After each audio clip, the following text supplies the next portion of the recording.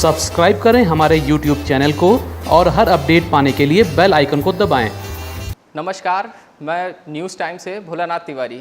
जहां एक तरफ मानसून के आने से किसानों में धान की खेती को लेकर खुशी की लहर देखने को मिलती है, वहीं बरसात के दिनों में किसानों के जानवरों में तरह तरह की बीमारियों उत्पन्न होने का भी खतरा बना रहता है, जिनमें से एक गला घोटी नामक बीमारी है, जो इतनी खतरनाक है कि अगर जानवर का 24 घंटे के अंदर सही उपचार ना किया जाए तो जानवर की जान भी जा सकती है। जी हाँ, लखनऊ के गुड़म्बा स्थित पशु चिकित्सा अधिकारी ने बरसात के समय जानवरों में होने वाली गला घोटी बीमारी से बचने के उपाय बताए, साथ ही गांव के गरीब किसानों को सरकार द्वारा दी जाने वाली सहायता व पशु बीमा योजना के बारे में भी जानकारी दी।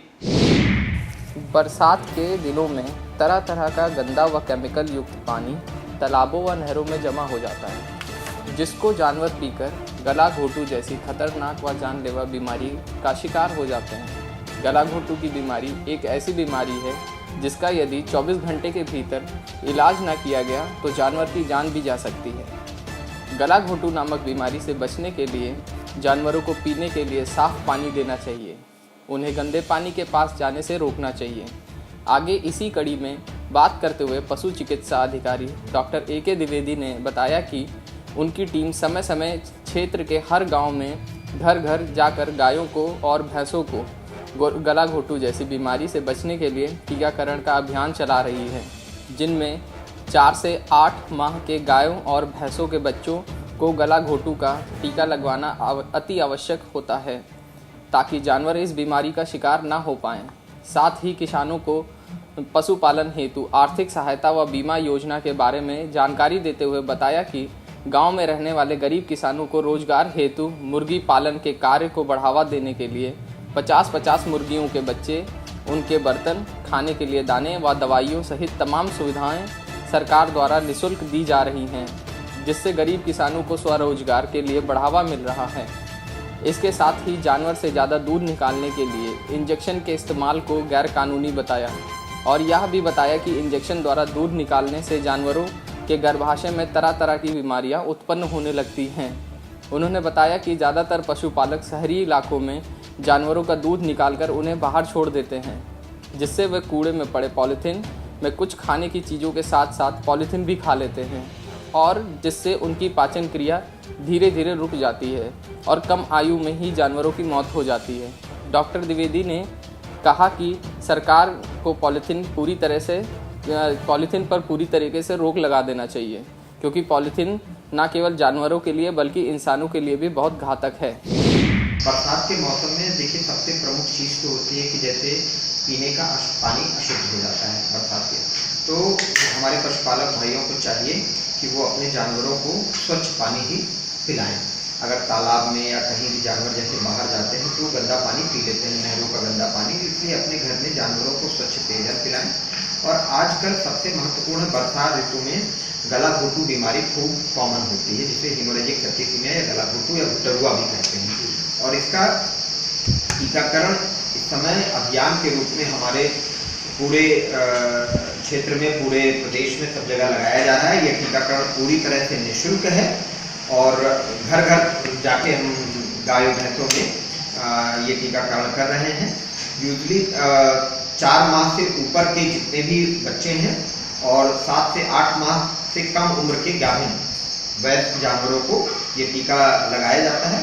सभी पशुपालक भाइयों से अपील है कि वो ये टीका अवश्य लगवा लें, जिससे कि गला घोटू एक जानलेवा बीमारी है। इसमें बहुत तेज बुखार आता है जो 105-106 डिग्री तक पहुंचता है, और जानवर की यदि उपचार न किया जाए तो 24 घंटे के अंदर ही मृत्यु हो जाती है। तो सरकार की तरफ से क्या योजनाएं हैं पशुपालन के लिए? इसके अलावा देखिए हमारे विभाग के द्वारा कई तरह के कार्यक्रम किए जाते हैं। जैसे सामान्य में हम लोग टीकाकरण बीमारी से बचाने के लिए और पशु चिकित्सा के कार्य करते हैं। इसके अतिरिक्त जैसे हमारे पशुपालक भाइयों को उन्नत नस्ल के पशु घर बैठे मिल जाएं। सपोज किसी पशुपालक भाई के पास देसी गाय है और अगर वो उसे उन्नत नस्ल की गायों से कृत्रिम गर्भाधान करवाता है तो उसके पास जो बछिया पैदा होगी वो बहुत ज़्यादा दूध देने वाली होगी। तो हमारे पास कृत्रिम गर्भाधान के कार्यक्रम चलते हैं जिसके जरिए हम उन्नत नस्ल के गायों में साहिवाल, क्रॉस ब्रीड जर्सी और भैंसों में मुर्रा नस्ल के बीज से इंसेमिनेट करवाते हैं। इसके अलावा बधियाकरण का कार्यक्रम भी किया जाता है, जिसे अभी इस सरकार ने बधियाकरण को अभी कुछ ही समय पहले निःशुल्क कर दिया है। अब पशुपालक अपने पशुओं को, हालांकि बड़े पशु तो अब दिखते नहीं हैं बैल वगैरह के लिए, लेकिन हाँ छोटे पशुओं का बधियाकरण करवा लेना चाहिए बरसात से पहले ही। और बरसात के मौसम में क्या होता है कि पानी की अशुद्धता के अलावा कई बार परजीवियों का प्रकोप बढ़ जाता है, जैसे कीड़े मकोड़ों की संख्या बढ़ जाती है, सांप वगैरह और ये सब भी बाहर निकल आते हैं। तो इन सब से अपने जानवरों को बचाना चाहिए। किल्ली पिस्सू की दवाइयों से के अपने शेड में हमेशा इनके रोकथाम करते रहना चाहिए, जिससे इनका वो ना हो। और चारा और पानी साफ होना चाहिए। योजनाएं जैसे आप पूछ रहे हैं, तो ये तो हमने कुछ बताई। इसके अलावा पशुपालकों के लिए कई इस तरह की, जिससे कि वो अपना, जिसमें हमारे बैकयार्ड पोल्ट्री आती है, जिसमें कुछ पशुपालकों को 50 मुर्गियाँ, उनके दाने, उनका बर्तन, इस तरह की चीज़ें, दवाइयाँ उपलब्ध कराई जाती हैं निःशुल्क। कुछ स्कीम ऐसी आती हैं जिसमें कि सब्सिडी वाली, जैसे एक स्कीम आती है जिसके जरिए माध्यम से समय समय पे आती है, जिसमें वो अपना डेयरी खोल सकते हैं लोन लेके, बैंक के माध्यम से लोन लेके, और उसमें सरकार द्वारा उनको प्रोत्साहन के रूप में सब्सिडी दी जाती है। इसके अलावा अभी हमारे यहाँ शुरू होने वाली है, जो गत वर्ष भी काफ़ी अच्छी चली थी, जोखिम प्रबंधन योजना, जिसमें सामान्य तौर पे किसान पशुपालक भाई अपने घर के गायों भैंसों का बीमा करवा लेते हैं।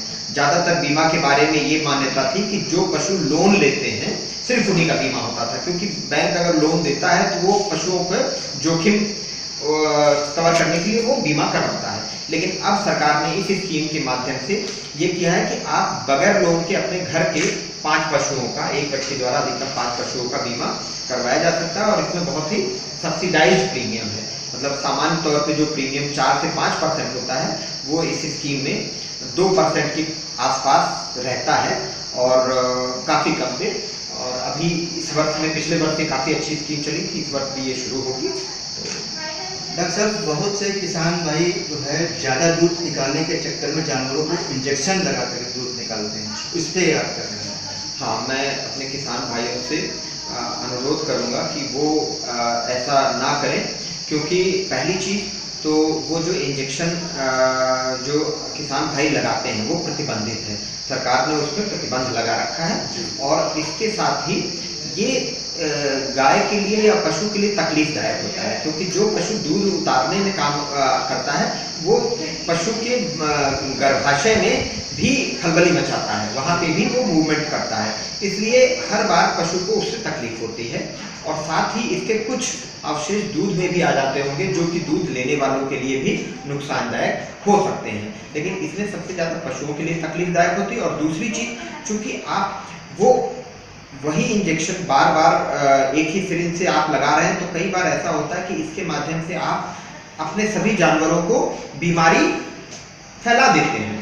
सपोज आपका एक जानवर बीमार है और आपने उसको भी वही इंजेक्शन लगाया और बाकियों को भी लगाया, तो बीमारी फैलने का खतरा भी बना रहता है। यदि किसी गाय या भैंस का बच्चा मर जाता है और अगर वो दूध निकालने में, पढ़ाने में दिक्कत करती है, तो उसके लिए एक बहुत अच्छा तरीका है कि आप उसके थन की हल्के हाथ से मसाज करें, और हल्के हाथ से मसाज करके सामान्य तौर पे जानवर को कुछ चारा रखते हुए और एक शांत वातावरण में दूध निकालने की कोशिश करें, तो पशु बिल्कुल दूध देने लग जाएगा। और इसके लिए कुछ औषधियाँ भी आती हैं जिनको आप अपने क्षेत्र के पशु चिकित्सक की सलाह पे उपयोग कर सकते हैं, लेकिन बिना पशु चिकित्सक की सलाह के इस तरह की औषधियों का प्रयोग ना करें। ये आपके हित में, हम भारतवासियों के हित में लाभदायक रहेगा। गौर वर्ण की तू थी गंगा, कब से श्यामा हो गई, धोते धोते पाप जगत के, क्या थी कैसी हो गई।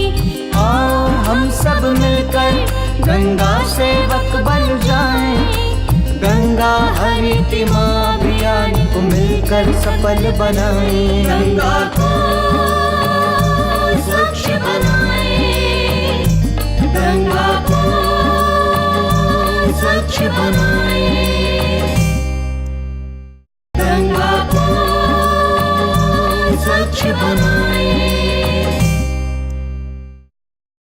सब्सक्राइब करें हमारे YouTube चैनल को और हर अपडेट पाने के लिए बेल आइकन को दबाएं।